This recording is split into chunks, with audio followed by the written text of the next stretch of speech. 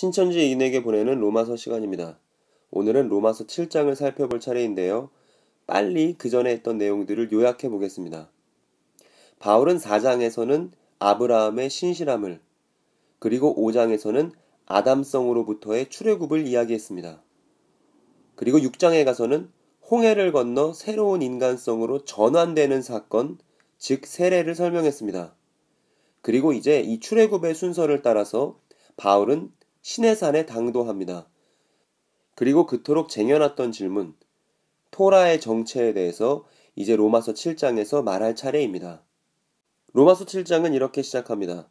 하나님의 가족 여러분, 내가 모세의 율법 아는 사람들에게 말합니다. 즉 토라에 관해서 얘기하겠다는 것이죠.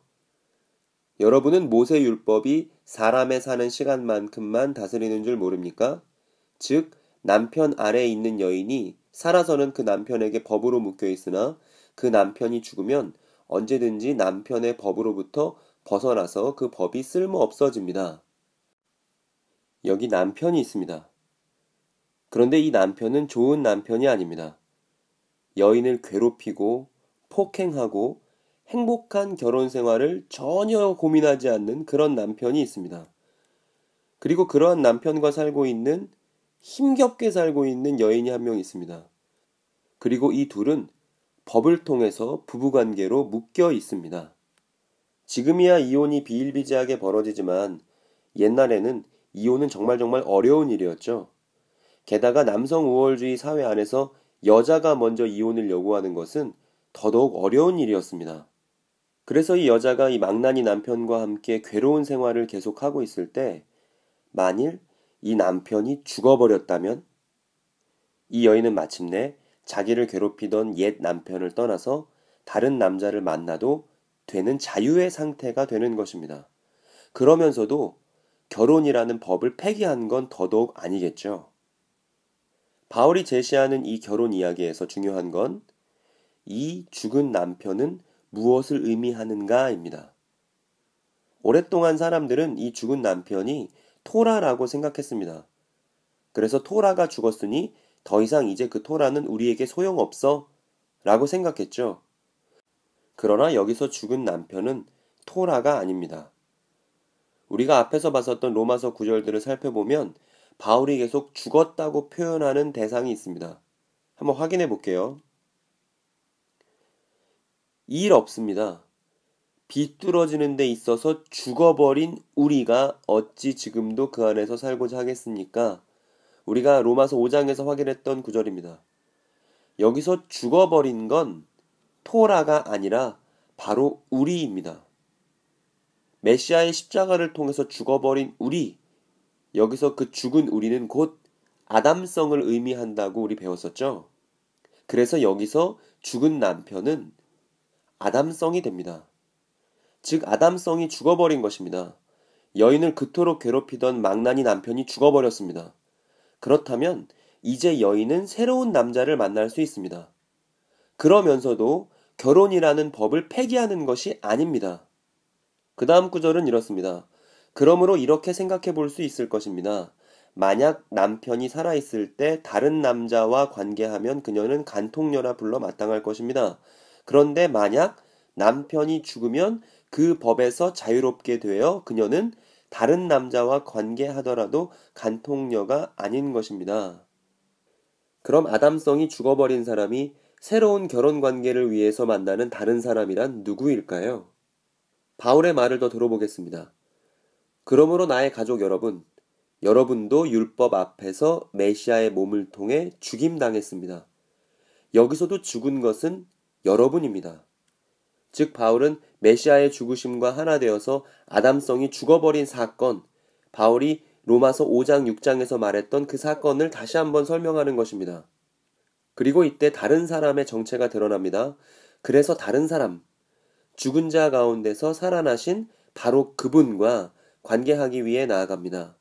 모세 율법 앞에서가 아닌 하나님 앞에서 열매를 맺기 위함입니다. 즉 여인은 아담성이 죽고 나서야 새로운 결혼 생활을 할 수 있습니다. 그리고 그 새로운 결혼 생활은 죽은 자 가운데서 살아나신 바로 그 메시아와 함께하는 결혼 생활인 것입니다. 우리가 삶음 안에 있을 때에는 율법을 통해 드러나는 견디기 힘든 비뚤어짐이 우리의 몸의 구석구석에서 힘을 발휘하여 우리가 죽음 앞에서 열매 맺는 데 이르렀습니다. 여기 아담성과 결혼관계로 묶여있는 여인이 한 명 있습니다. 이 여인에게 탐내지 말라라는 율법이 있습니다. 그런데 이 탐내지 말라라는 율법을 폐할 수는 없는 거예요. 탐내지 않는 게 옳으니까요. 그런데 이 올바른 율법, 탐내지 말라라는 율법이 이 여자에게 주어졌을 때 이 여자는 아담성과 결혼했기 때문에 이렇게 생각합니다. 탐내고 싶다. 뭔가 하지 말라고 하면 더 하고 싶은 마음이 이 여인의 아담성입니다. 그래서 이 여인은 율법을 들으면 들을수록 그 율법에 반대되는 자기 자신의 타락한 마음만을 발견할 뿐입니다. 그리고 바울은 이 상태를 삶음 안에 있을 때라고 말합니다. 그리고 다른 경우도 있습니다. 여기 또 여인이 있는데 이 여인에게도 탐내지 말라라는 동일한 율법이 주어졌습니다. 그런데 이 여인은 아담성과 결혼했던 아까 그 여인과 달라요. 이 여인은 메시아와 결혼했습니다. 그리고 메시아는 하나님의 율법에 신실하십니다. 따라서 이 여인은 그 속에서부터 율법을 이루고 싶은 메시아의 건전한 마음이 새롭게 창조됩니다. 그리고 바울은 이런 상태를 가리켜서 인격의 새로움 속에서라는 표현을 쓰거든요. 즉 바울이 말하는 구원, 출애굽은 이 삶음 안에 있을 때의 상태에서부터 인격의 새로움 속에서로 넘어가는 것입니다. 아담성과 하나 되어 살고 있던 사람이 메시아성과 하나 되어 살게 되는 인격의 변화가 곧 구원인 것입니다. 그런데 이제는 이 표현은 바울에게 너무 중요한 표현입니다. 구원받는 상태가 어떤 것인지를 보여줄 때 항상 그런데 이제는으로 시작하기 때문입니다. 그런데 이제는 우리가 우리를 붙들어 놓았던 것 속에서 죽어버렸으니, 즉 죽은 것은 우리고 우리의 아담성이 죽어버린 것입니다. 그래서 그 율법의 영향에서 자유로운 사람이 되었습니다. 이 율법의 영향에서 자유로운 사람은 율법을 없애버리는 사람이 아니고요. 율법이 있을 때 그 율법과 반대되는 악한 마음을 이길 수 있는 사람, 거기에 묶여있지 않는 사람입니다. 그러므로 우리가 인격의 새로움 속에서 섬길 것이요 글과 문법의 낡음 속에서 하지 않습니다. 즉 글자를 지켜야 돼. 이게 먼저가 아니고요. 인격이 새로워지는 것이 가장 근본적인 해결책, 구원이라는 얘기입니다. 인격이 새로워지기 전에는 어떠한 좋은 율법을 주어도 반대되는 마음만 생길 뿐입니다. 7절부터 보겠습니다. 그러면 우리가 율법이 비뚤어졌다 말하겠습니까? 일 없습니다. 오히려 율법을 통하지 않았더라면 내가 비뚤어졌다는 사실을 알지 못했을 것입니다.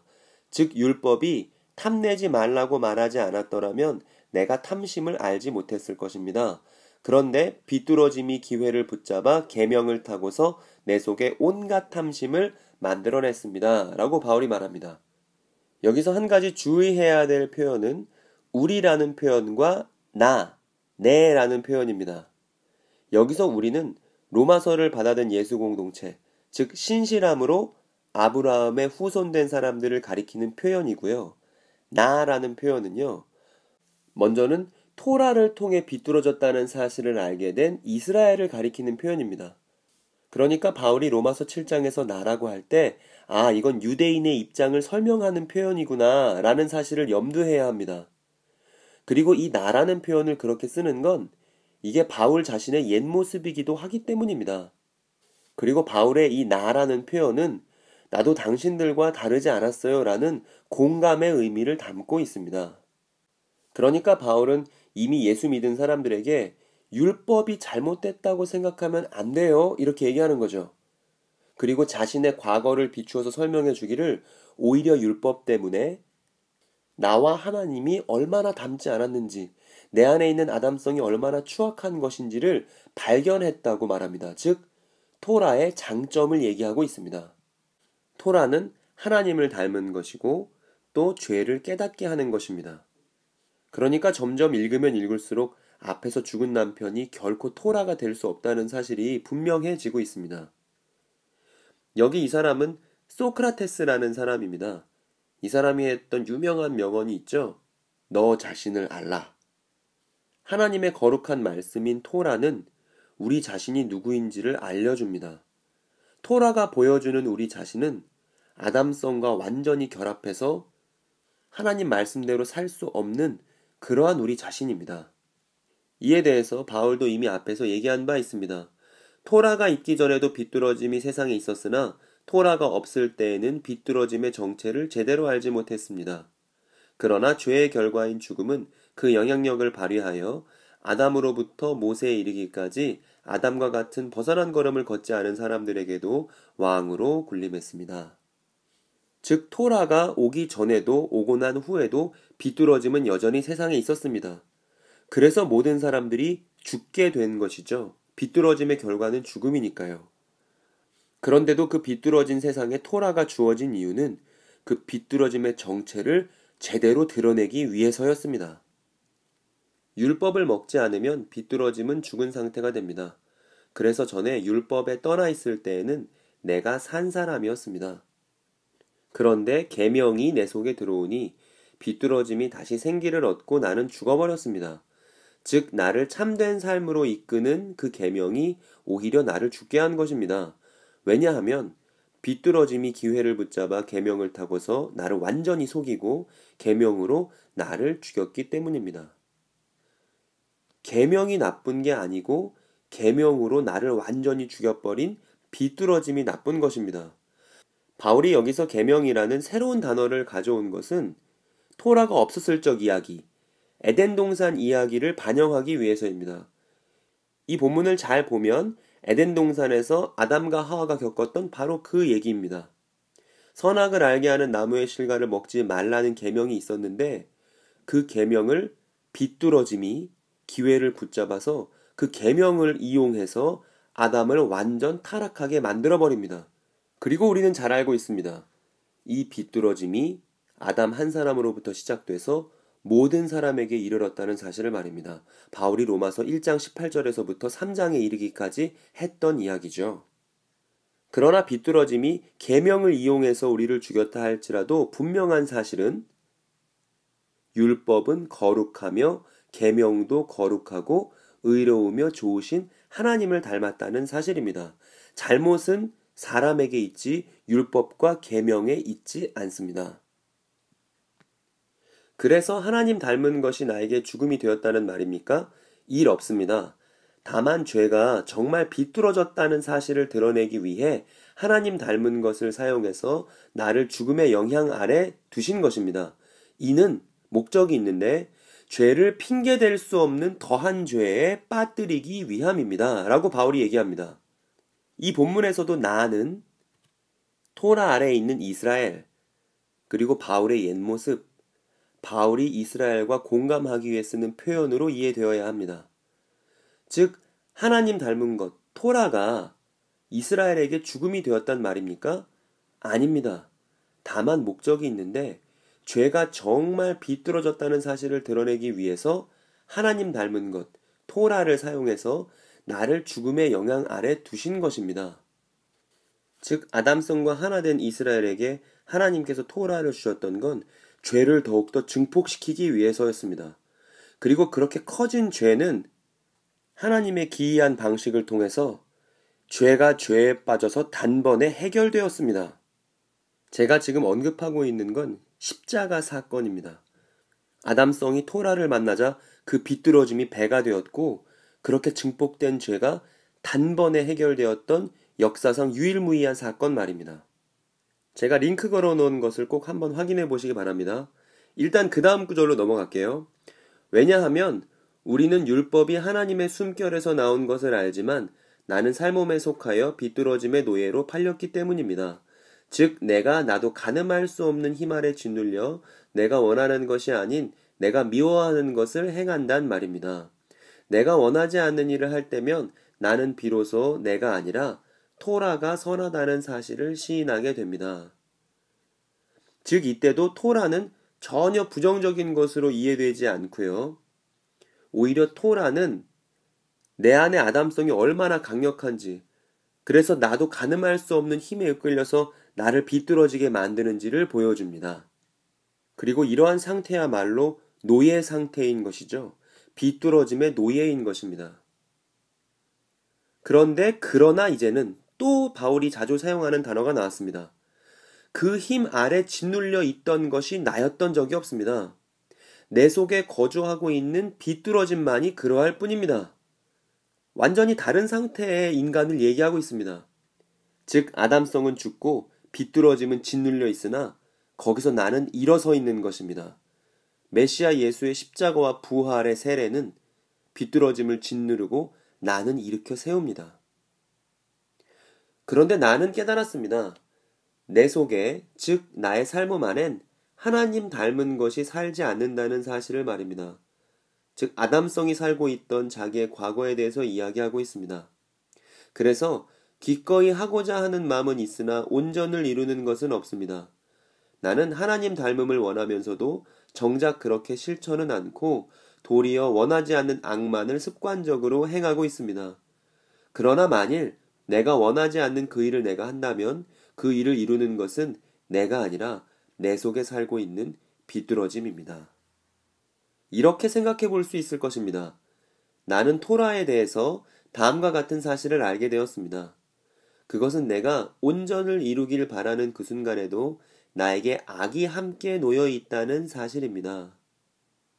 이 구절은 창세기 4장에 나오는 어느 한 구절을 떠올리게 만듭니다. 창세기 4장 7절인데요. 하나님께서 가인이 범죄한 이후에 하셨던 말씀입니다. 네가 올바른 일을 하였다면 어찌하여 얼굴빛이 달라지느냐? 네가 올바르지 못한 일을 하였으니 죄가 너의 문에 도사리고 앉아서 너를 지배하려고 한다. 너는 그 죄를 잘 다스려야 한다. 즉 하나님께서 원하시는 인간은 비뚤어짐에 지배당하는 인간이 아니라 오히려 비뚤어짐을 지배하고 다스리는 인간이라는 것입니다. 그런데 그런 인간이 되기 위해선 아담성으로는 그렇게 할 수 없습니다. 아담성은 이미 비뚤어짐에 패배한 인간성입니다. 아담성이 죽고 메시아성으로 살아서 그 메시아와 함께 일어선 사람만이 비뚤어짐을 지배하고 극복할 수 있습니다. 그런데 바울은 이 메시아 예수를 거절하는 유대인의 입장에서 이야기를 이어갑니다. 나는 내 인격으로는 하나님의 법을 기뻐하지만 내 손과 발을 지배하는 이 또 다른 법도 봅니다.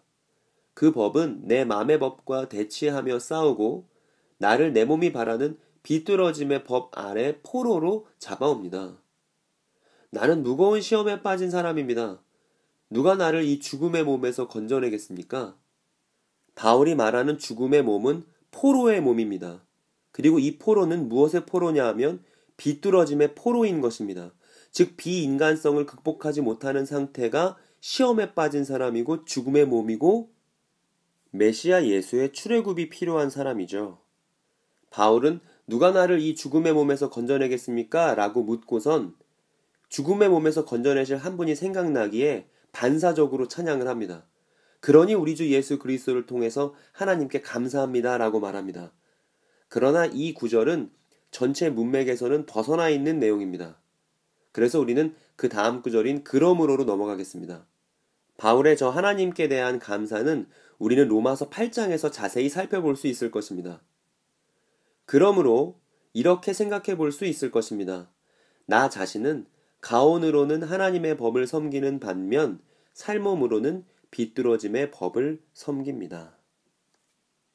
이상 로마서 7장의 내용을 모두 확인했습니다. 우리가 로마서 7장을 통해서 확인했던 것은 죽은 남편은 토라가 아니라 아담성이라는 사실이었습니다. 오히려 토라는 죄를 깨닫게 하는 하나님의 말씀, 바울은 토라에 대해서 단점을 이야기한 적이 없습니다. 그리고 뻔히 아담성과 하나 된 인간에게 하나님께서 토라를 주신 것은 죄를 더욱더 증폭시키고 죄를 더욱더 죄되게 해서 그 죄를 단번에 처리하시려는 하나님의 신비로운 계획이 있었다는 사실입니다. 우리는 그 하나님의 계획에 대해서 다음 시간 로마서 8장을 통해 자세히 살펴보도록 하겠습니다.